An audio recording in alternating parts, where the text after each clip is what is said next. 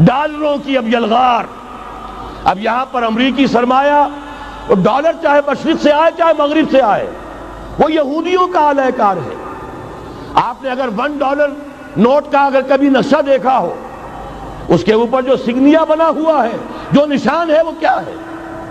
Pyramid, احرام مصر. یہ کن کے لیے اہمیت رکھتے ہیں؟ ہزارہا یہودیوں کا خون اور ان کی ہڈیاں ان پیرامڈز کے تلے دبی ہوئی.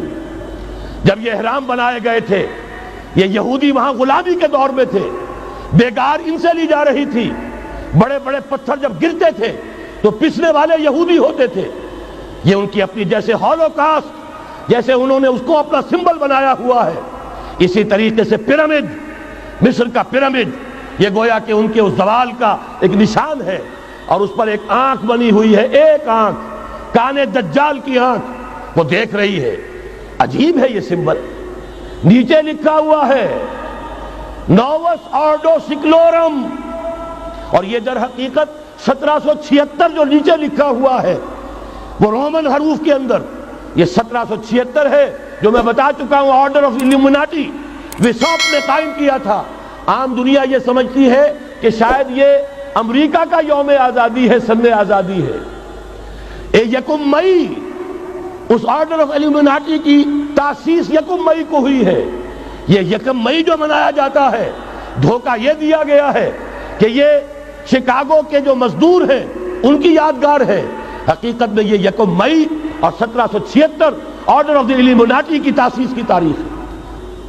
ڈالر میرے اس دیش کو ناپاک نہ کرنا، اور میں تو انہیں داد دیتا ہوں.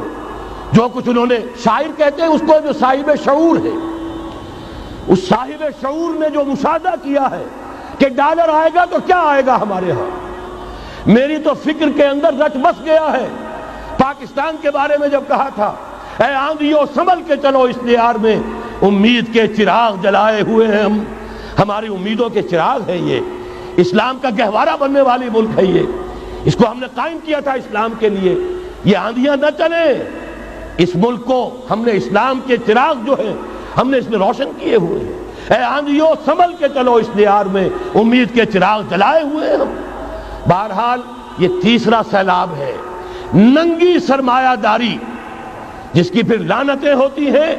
ایک طرف فقر، ایک طرف احتیاج، ایک طرف بھوک، ایک طرف دولت کے انبار. پہلے بھی ہمارے ہاں فرق کم نہیں ہے، لیکن اب جو ہوگا، اگر یہ بات پوری ہو گئی تو وہ ننگی سرمایہ داری.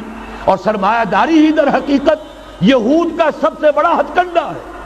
یہ بینکنگ کا نظام، یہ سارا کا سارا سودی نظام، یہ IMF، یہ ورلڈ بینک، یہی تو ان کے سب سے بڑے ادارے ہیں. تو واقعہ یہ ہے کہ 3 طرف سے ہم پر حملہ ہو رہا ہے. اور یہ سود کے بارے میں کیا کہا تھا اقبال نے؟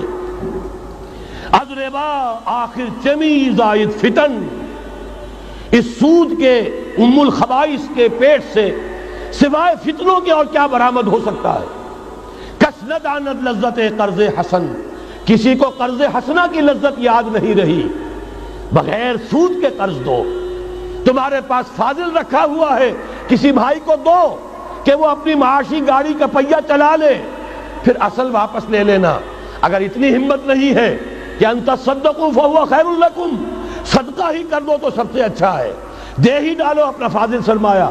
یسألونک ماذا ينفقون قل العفو، مت رکھو اپنے پاس، یہ گندگی ہے.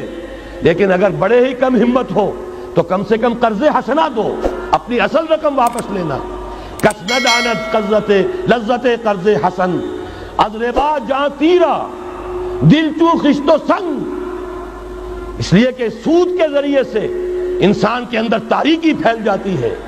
دل جو ہے اینٹ کے مانند، پتھر کے مانند سخت ہو جاتا ہے، کٹھور. ثم قست قلوبکم فہی کالحجارۃ او اشد قسوہ.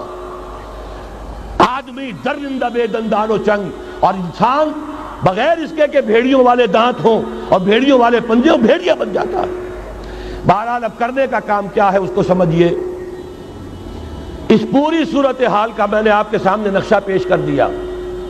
ایک طرف مغرب سے نیو ورلڈ آرڈر، جو جیو ورلڈ آرڈر ہے، اس وقت کی سپریم پاور آن ارتھ، امریکہ کی سرپرستی میں بڑی تیزی کے ساتھ حملہ آور ہے.